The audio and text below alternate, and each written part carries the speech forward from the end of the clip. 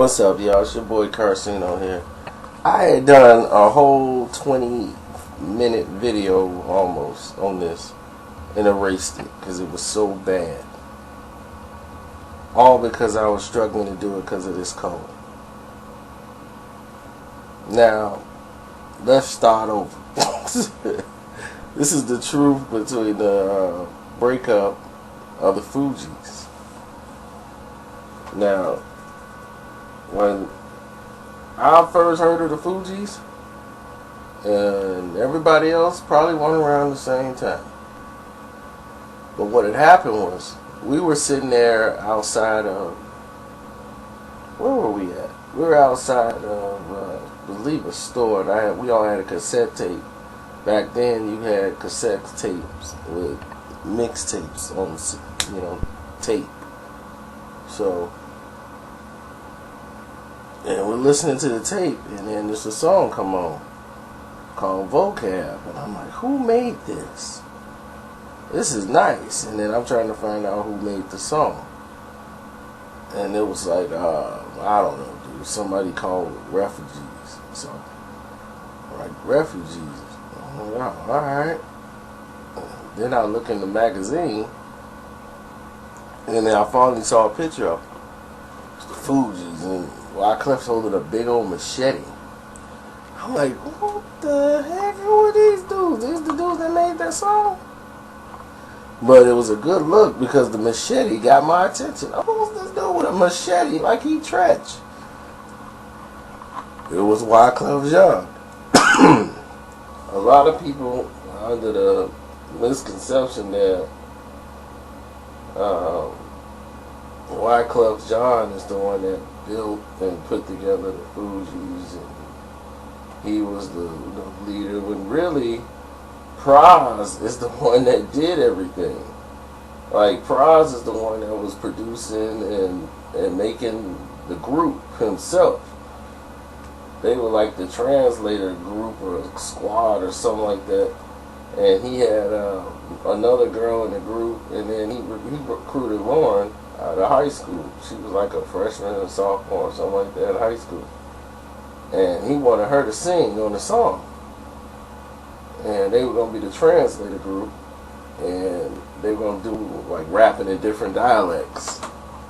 And, and that's why they translated the group or whatever. So, anyway, this girl, she was being difficult at the time, and his cousin, who was Wyclef and Praz, their cousin, saw what was happening with the group and was like, hey, I like this, I'm going to get involved. So he's like, good, so I'm going to get rid of this girl because she's giving me problems. So they get rid of her. Then all of a sudden you have, after, she's gone, and Wyclef come in, and he's rapping, and he was like, well, we can get her rapping too. And he was like, she could do the rap part that the other girl was going to do. We could just teach her to rap. And I'll write the rhymes. You, like Praz and them, they wrote the rhymes, him and Wyclef, and that was it, and like she'll learn how to get it. And they start teaching her that because she's a natural singer. And it's her voice. I mean, it's got that, you know it. When you hear it, it's special. So when you hear Lauryn Hill, you're not going to think of anything else but, like, man, I got to pay attention to this. Her voice catches your attention. So, when this is all going down, they're working out of Clef's garage and putting together all this work and all this, all this music. You got, like, all these hits and stuff going on. The first album came out, and that's the one that had Vocab on it that I told you I heard. It didn't take off. It just was something cool from the hood. Like, man, that was a cool album y'all made. But it wasn't going to bring in any money. And the reason why it didn't bring any money, but it brought in some appeal, is because it was too hard. And with Lauren, you just wasting her talents. Just making a super hard, like, record. But you could tell there's something there.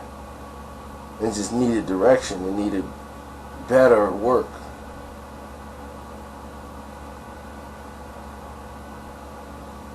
So,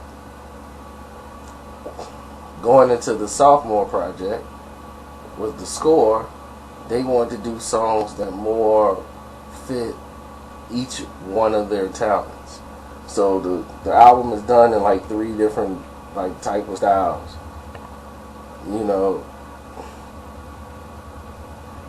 Praz and Wyclef have a kind of similar style of music, where Praz is a little bit more harder, I think, than all of them. Clef is more into science, you know, struggles, conflicts. Praz is more street. And Lauren had to be delicate and nice with the flow. She was the ebb and flow. So when they came out with Fugees and then Ready or Not, it focused on her vocals to get your attention. Then they go into the song. They becoming, you know, the biggest hit, album of the year, Grammys. You know, they're a household name. They're in the top of the hip hop world. And then Lauren also does the song with Nas, his first hit single, commercial song, If I Rule the World. At the same time, the Fugees albums come out.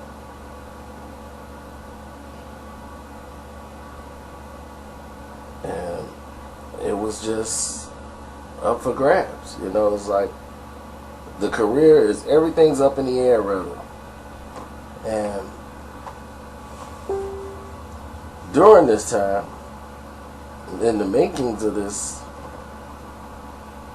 Lauren and Wyclef are messing around, which is not a problem. That happens when you're working with somebody for 24 hours a day and see them. But Wyclef is in a relationship with Claudette, his longtime high school girlfriend, and they're engaged. Like, it's not like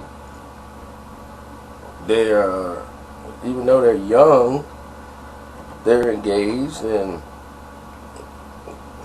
you know, they're about to get married at this time.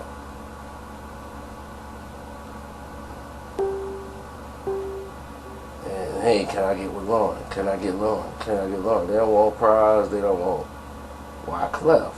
And you know, it's a little bit of jealousy that started to come with this. And in the process of this, you know, Lauren is sleeping with Wyclef. They're dating, which is not uncommon. Like, everybody kind of knew. You know, they were dating when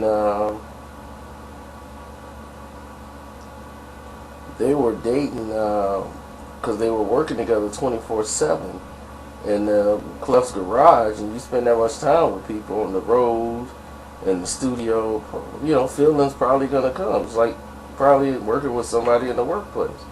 It's a normal reaction. So, Praz wasn't happy about it at all. Praz is like, man, you gonna mess up the group.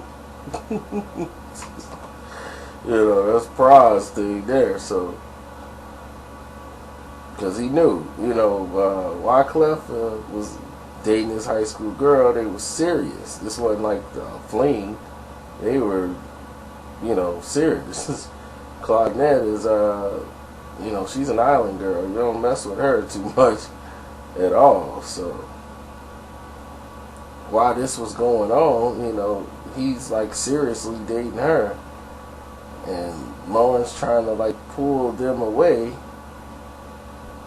because she wanted to be with Clef, period.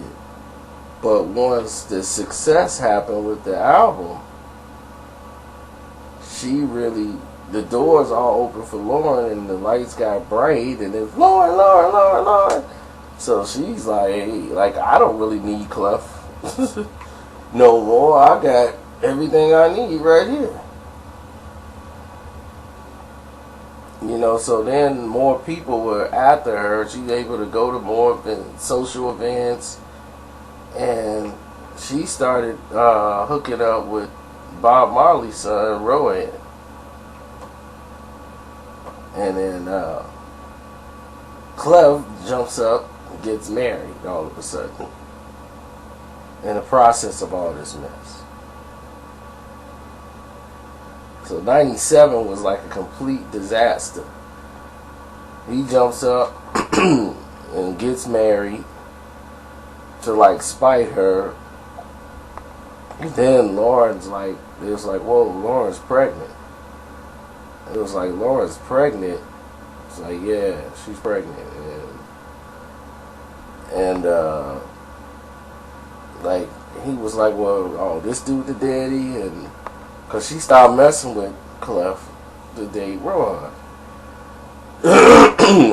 and Clef, and he wrote a book talking about this, and he was lying. Because he knew he wasn't the father. Because she told him, you ain't the father. That Rohan, when Rohan came in, Clef was out of the picture.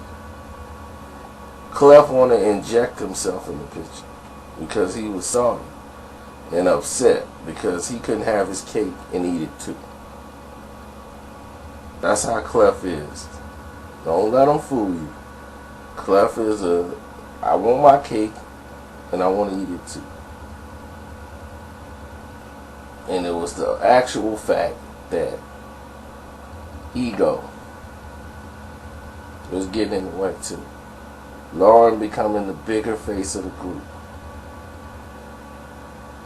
Praz didn't care about being the face of the group. Praz is staying in the sideline. Clef wanted to be the one out there.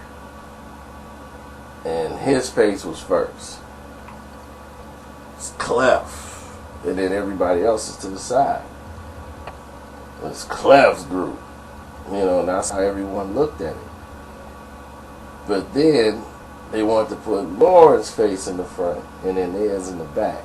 And that's when, you know, Clef lost it.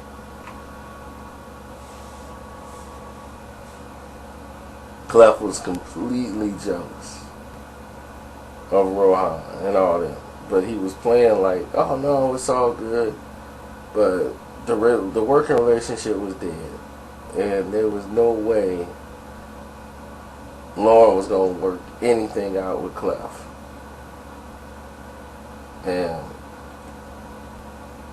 on the album, Lost Ones and everything else, and she think it's all about money and all this.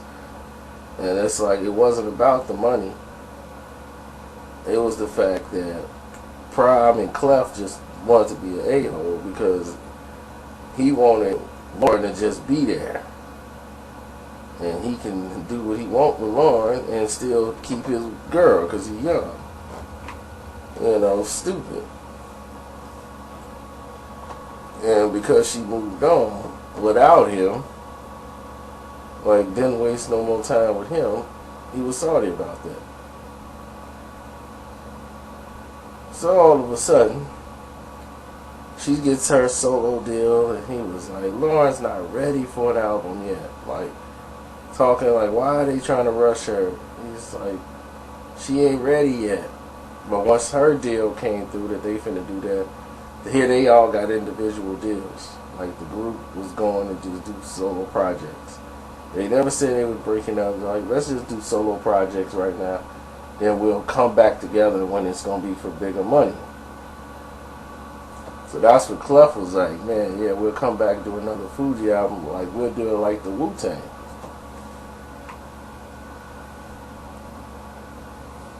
You know, because at that time, the Wu-Tang had came back and dropped Wu-Tang Forever.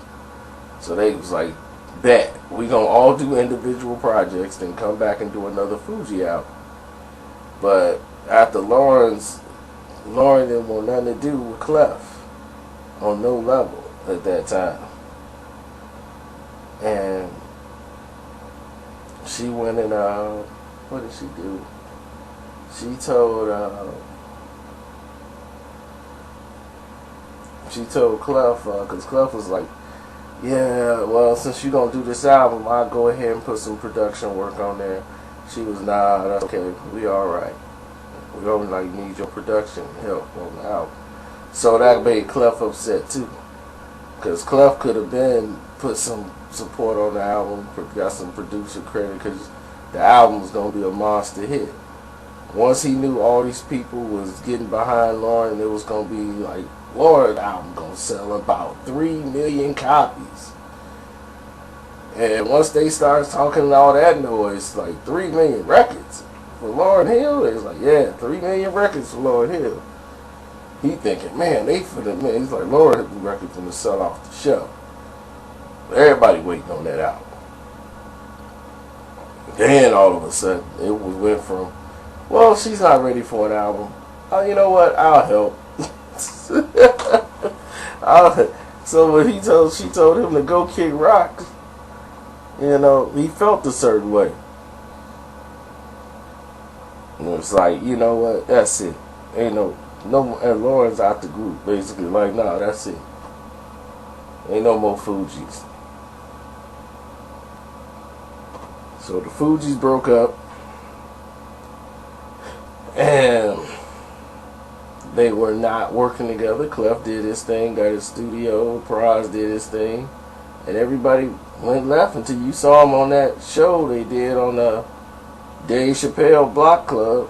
You know, everybody got to a respectful level where they can come together and do stuff. And then you saw what happened with Lauren and what they did with her and the people that produced her album, and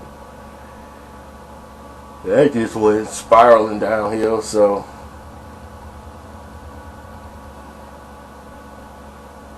that just goes to show y'all, man, do not mess where you eat. You'll destroy so much. Imagine where the Fugees would have went to if they stayed together. We never got another Fugees album. Never got another Fugees album. Now, if you'd have combined Ghetto Superstar, some of the songs Clef did with some of the songs that Lauren did on her individual album, you know, put them together for another Fugees album, it'd have been a smash.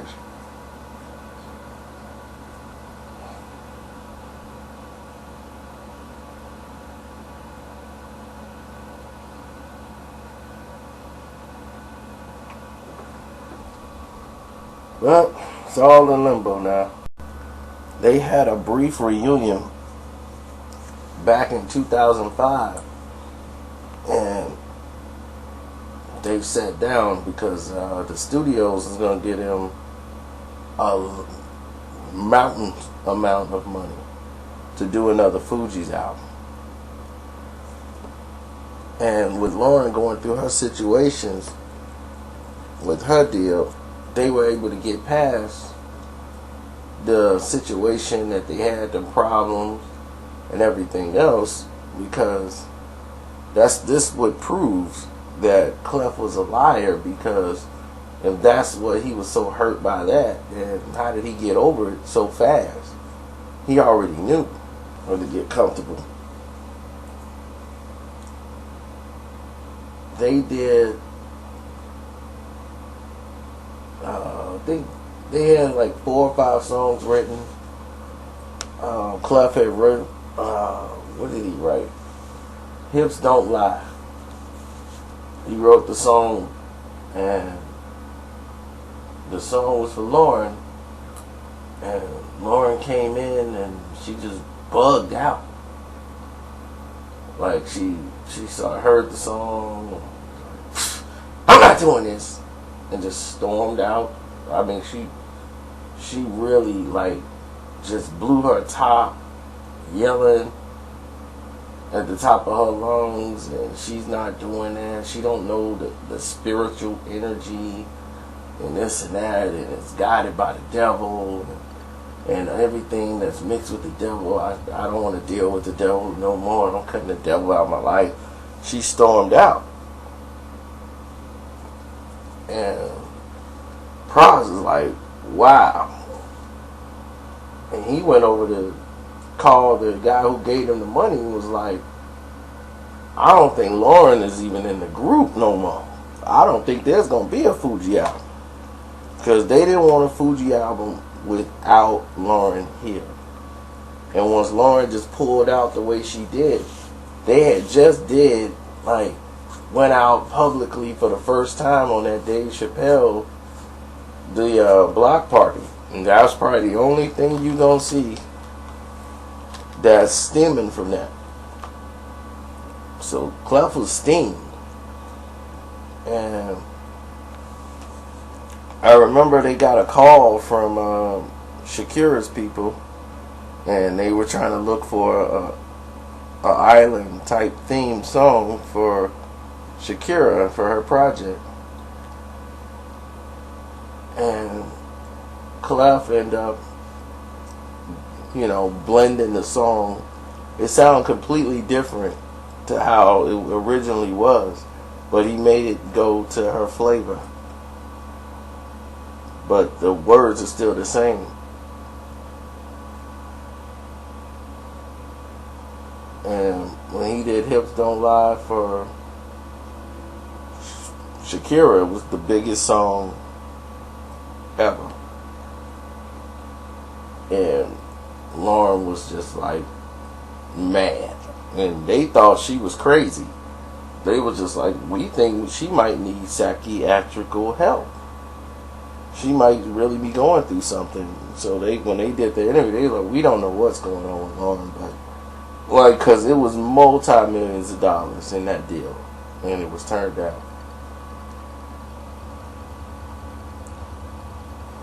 And then while Clef writes the book, once he seen Lauryn Hill come out and do this concert of one of her performances in 2011, and she brought Praz out, and then they did Ready or Not and all this stuff without Clef. So Clef felt a certain way. Next thing you know, all next year he's touring this book, and he's talking about Lauryn Hill. And Lauren was like, you know what? Not even gonna go into it. I'm just gonna stay quiet, because the one, who's the one that's quiet and who's the one that's yap. And she's like, they're my brothers. I'ma love them. No matter what they do, I'm still my brothers. But I just keep my mouth closed. But it's Praz. It's that male pride.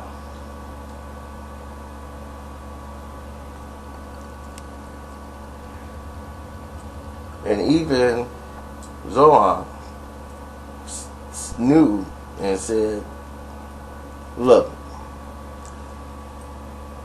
Clef knew, because he's like, she ain't gonna go public, I'm gonna go public. Because it wasn't no controversy. Once he came in the picture, Clef was out. So when she became pregnant, he knew he wasn't the father. So there was no misconceptions about that whatsoever. He was supportive. He was there. Knew they was in a relationship. Knew that they were loving the kid, waiting on their child, everything. So for him to go down this avenue and say like, oh, he's hurt, and that's what broke the group up. He broke it up because he was hurt by what she did. It's lies. This is a man who wanted his cake and wanted to eat it too. That's exactly what this situation was.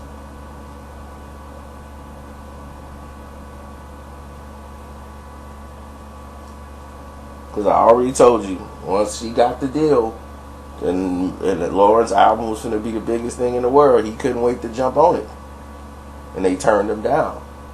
So if you were so hurt, why are you willing to go right back to do the album? You got over it real fast. I'm telling you, man, people reveal themselves. They really do, and they don't even know it. But I'm out. I'm gonna go play some Fugees now. You can got me hype.